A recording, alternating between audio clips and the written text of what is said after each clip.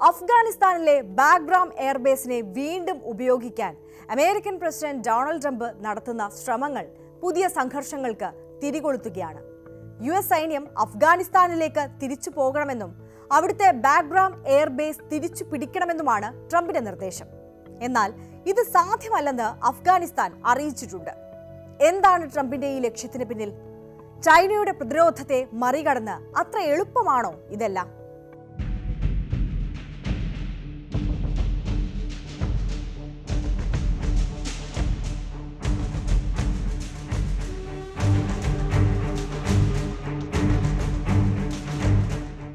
കിഴക്കൻ ഏഷ്യൻ ശക്തികളെ ലക്ഷ്യമിട്ടുള്ള ഒരു ഭൗമരാഷ്ട്രീയ കരുവായും 2021 പിന്മാറ്റത്തിന്റെ അപമാനം തിരുത്തിയെഴുതാനുള്ള അവസരമായും ട്രംപ് ഈ നീക്കത്തെ കണക്കാക്കുന്നു.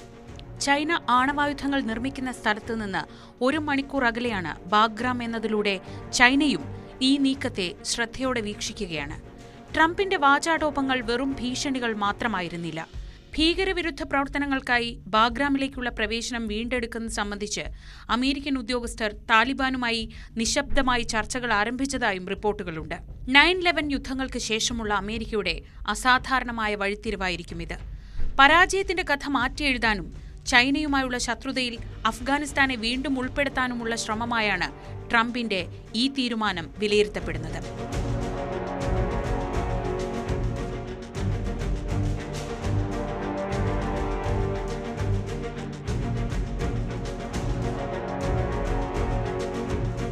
കാബൂളിൽ നിന്ന് 60 കിലോമീറ്റർ വടക്ക് സ്ഥിതി ചെയ്യുന്ന ബാഗ്രാം അഫ്ഗാനിസ്ഥാനിലെ വൻ ശക്തി പോരാട്ടങ്ങളിൽ പ്രധാന കേന്ദ്രമായിരുന്നു. 1950കളിൽ സോവിയറ്റ് യൂണിയൻ നിർമ്മാണത്തിന് സഹായിച്ച ഈ താവളം 1979 മുതൽ 1989 വരെ സോവിയറ്റ് സൈനിക സാന്നിധ്യത്തിന്റെ ഹൃദയമായി പ്രവർത്തിച്ചു. റെഡ് ആർമി പിൻവാങ്ങിയ ശേഷം 2001 അമേരിക്കൻ സൈന്യം താലിബാനെ അട്ടിമറിക്കാനെത്തിയപ്പോൾ തകർന്ന താവളം പിടിച്ചെടുത്തു. അടുത്ത 2 ദശാബ്ദങ്ങളിൽ ബാഗ്രാം വികസിപ്പിക്കുന്നതിനായി അമേരിക്ക ദശലക്ഷക്കണക്കിന് പണം ചെലവഴിച്ചു. രണ്ടാമത്തെ റൺവേ, വിശാലമായ ഹാങ്കറുകൾ, കുപ്രസിദ്ധമായ ഒരു തടങ്കൽ കേന്ദ്രം എന്നിവ ഉൾപ്പെടുത്തി വികസിപ്പിച്ച ഈ താവളം അതിന്റെ ഉന്നതിയിൽ 10,000 സൈനികരെ പാർപ്പിച്ചു. 3 അമേരിക്കൻ പ്രസിഡന്റുമാർ ഇവിടെ സന്ദർശനം നടത്തി.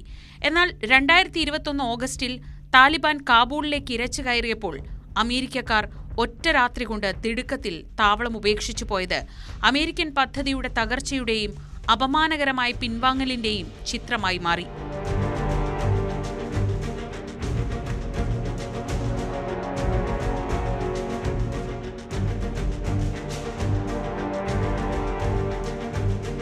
വിട്ടുകളഞ്ഞ സൈനിക സ്വത്ത് തിരിച്ചു പിടിക്കാൻ അമേരിക്ക ശ്രമിക്കുമ്പോൾ സോവിയറ്റ് അമേരിക്കൻ പരാജയങ്ങളുടെ ഓർമ്മപ്പെടുത്തലും ഇതോടൊപ്പം ട്രംപ് ഉയർത്തുകയാണ്. ചൈനയുമായുള്ള ശത്രുതയും പ്രാദേശിക സമ്മർദ്ദവും മറികടന്ന് വേണം അമേരിക്കയ്ക്ക് ലക്ഷ്യത്തിലേക്ക് മുന്നേറാൻ. മറ്റ് തടസ്സങ്ങൾ വേറെയുമുണ്ട്.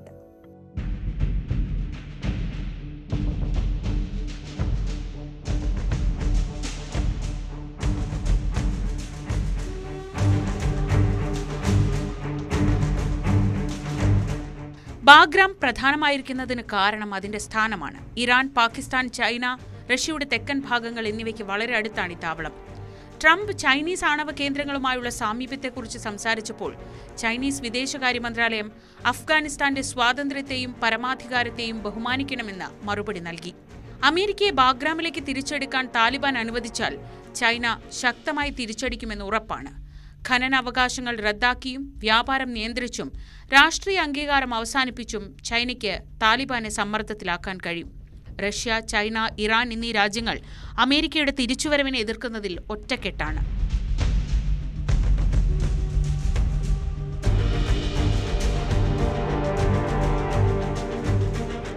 ബാഗ്രാം വീണ്ടും പിടിച്ചെടുക്കുക എന്ന ട്രംപിന്റെ ലക്ഷ്യത്തിനായി 10,000-ലധികം സൈനികരും വിപുലമായ വ്യോമ പ്രതിരോധ സംവിധാനങ്ങളും ആവശ്യമായി വന്നേക്കാം.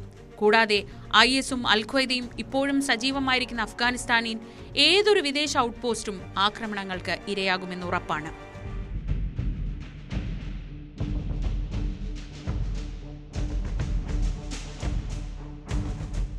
ട്രംപിന്റെ ആവശ്യം അഫ്ഗാനിസ്ഥാനിലെ നിലവിലെ ഭരണാധികാരികളെ പ്രകോപിപ്പിക്കുന്നുണ്ട്. താലിബാൻ ഭരണകൂടം ഈ വാതിൽ തുറക്കുന്നതിന് മുൻപ് തന്നെ അത് കൊട്ടിയടച്ചു. 1 ഇഞ്ച് പ്രദേശം പോലും വീണ്ടും നൽകാൻ അനുവദിക്കില്ലെന്ന് താലിബാൻ പരസ്യമായി പ്രതിജ്ഞയെടുത്തു. കാബൂളിനെ സംബന്ധിച്ചിടത്തോളം ബാഗ്രാം വിദേശാധിപത്യത്തിന്റെ ശക്തമായ പ്രതീകമാണ്. 2 വൻ ശക്തികളെ അതിജീവിച്ച താവളത്തിൽ വിദേശ ശക്തികൾക്ക് കോട്ടകൾ പണിയാമെങ്കിലും അഫ്ഗാൻ പ്രതിരോധത്തിന്റെ ശക്തമായ ഭാരത്തിൽ നിന്ന് അവർക്ക് ഒരിക്കലും ഒഴിഞ്ഞുമാറാനാവില്ല.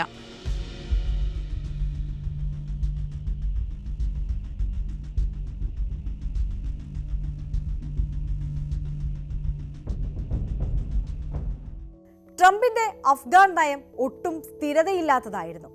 യുദ്ധം അവസാനിപ്പിക്കുമെന്ന വാഗ്ദാനത്തിൽ തുടങ്ങി താലിബാനുമായി കരാർ ഒപ്പിട്ട ശേഷം ഒടുവിൽ ആ പിന്മാറ്റത്തെ ഏറ്റവും വലിയ വിദേശ നയ അപമാനമെന്ന് മുദ്ര കുത്തുന്നത് വരെയുള്ള ചാഞ്ചാട്ടമായിരുന്നു ആ നയത്തിന്റെ മുഖമുദ്ര. ബാഗ്രാമിന്റെ കാര്യത്തിലും ഈ അപകട സാധ്യതകൾ സൂചിപ്പിക്കുന്നതും ട്രംപിന്റെ പദ്ധതി ഒരു പ്രായോഗിക സൈനിക തന്ത്രമല്ലെന്നാണ്. മറിച്ച് 2021 പിൻവാങ്ങലിനെ തനിക്ക് മാത്രമേ തിരുത്താൻ കഴിയൂവെന്ന ട്രംപിന്റെ ആഗ്രഹവുമാണ് ഈ പ്രസ്താവനയ്ക്ക് പിന്നിലെന്ന വിലയിരുത്തലുമുണ്ട്.